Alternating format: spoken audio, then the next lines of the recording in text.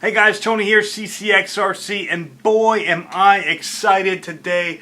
The Gmade Sawback D90 build is complete, and I'm going to go through and I'm going to detail all of the changes that I had to make to this chassis in order to accommodate this RC four-wheel drive D90. It's the Land Rover Defender body, and so I'll get to that right after the break.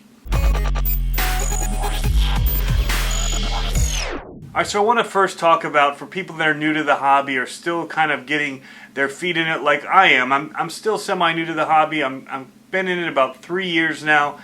And this is the first build that I've done, and it wasn't a complete build. I already had a running Gmade Sawback, but I adapted it for this body. But it's the first one. You could call me RTR or Ready to Run Tony. I always buy ready to run trucks. I like to get them out. I like to be using them right away. I don't have a lot of spare time, so that's what I do. I modify them along the way as I want them to perform differently or as parts break.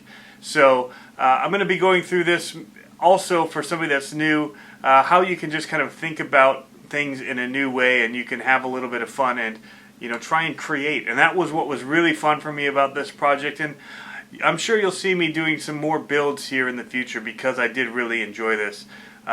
So I'm going to turn everything around here and we're going to take the body off and I'm going to show you what I did to get this body complete. There's a lot of things that this thing is not. It is not scale completely. It is not a perfect build. I was trying to modify a body that has a full interior for a truck that had a middle mount motor, and so it was a little bit difficult to say the least. But you can see I've got working LED lights here in the front, and I've got the brake lights. They're always on. It's just kind of like tail lights. But it's not scale for one reason right away. It uses leaf springs, which is not something that you would find on this truck. But looking at the outside, what I did is I primered this thing, painted it gray, then white, then I painted all of the accessories here black with just a flat black. And then I used a paint pen to paint these trim around the wheels and around the windows. Glued it all together. You can see here, I'll pop this off. The biggest thing was how to mount it. And what I ended up doing is going with magnets. I've got two rare earth magnets in the back, one in the front, my lights in here. I took a piece of styrene to be able to screw this back bumper and tire flaps here. And then I just put a couple of stickers and decals on here for fun. Driver sitting in here. The interior I painted gray, and then I added some black accents to the seats. Okay, so let's take a look at the chassis here.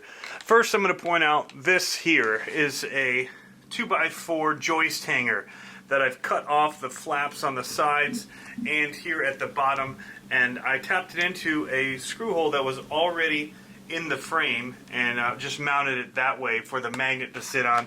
The other magnets sit right here on the two shock towers in the back, and it holds it in place pretty good. I'm pretty happy with how that worked out. I've put in all waterproof, starting with the Savox Servo here. It's the SW0231MG, and then I've got a quick run 1060 by Hobby Wing ESC, and that's set with the drag brake. And then I have my Spectrum receiver here that I've plasti-dipped to keep that waterproof. And I've got servo extensions on here, so all of my mounting points for all my electronics then going into the receiver are attached on the outside here on the exterior. And right now I've got a TerraClaw 55 turn motor. It's brushed, so that's going to be waterproof as well. And then I went through and put marine grease in the innards of the truck. All of the electronics were originally here in the front. They had this mounting tray for your ESC. Your receiver went in a little box here in the front, and then your battery was actually in the back here, spread. And so I've cut the back of the frame. I shortened the frame by just cutting this off with a Dremel, and then I moved in the battery tray that is also a nice spreader here and keeps the frame from flexing. And I put a piece of styrene in here as a mounting board for moving the electronics here to the back of the truck.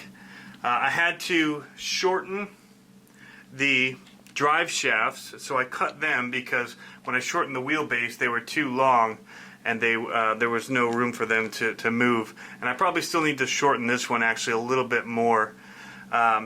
So the leaf springs, what I did is I took the shackles here in the back and I reversed them so that it would push the axle forward, and then I moved it. You can actually see here, and this is something I probably need to address in the near future as well.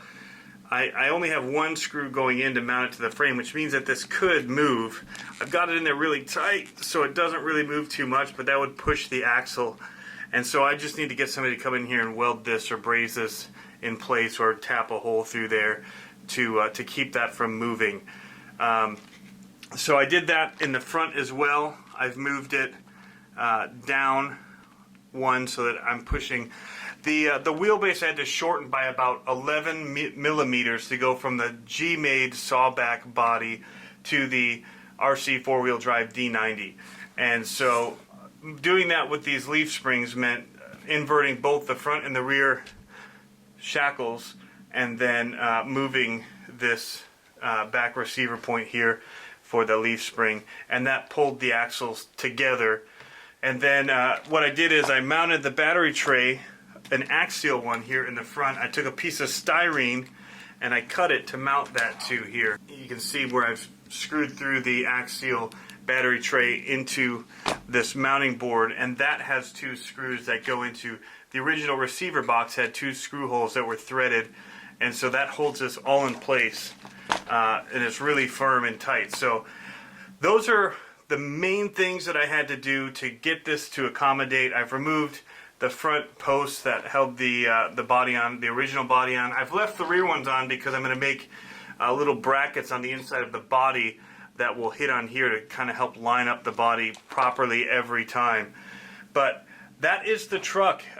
These are the stock wheels and rims. I like them. I might take them off and paint them white to give it that real kind of Land Rover look. But overall, we've already taken it out for a first run, let my boy run it. He did great with it. It's nice and slow for him with the 55 turn motor. As you saw here, I had the 3S battery in. That was so that I could get a little bit more speed out of that 55 turn. Has a lot of torque, runs really, really well, and I'm pretty happy with it. As much as I like how it runs, it doesn't have a whole lot of articulation. It's not super great for crawling. It's more of a trail truck. The weight of this body is actually way better than the stock body because it does help add a little bit more weight to make the shocks kind of move a little bit so it's not as bouncy. Same with having the battery in the front. It seems to run a lot better than it did as a Gmade Sawback.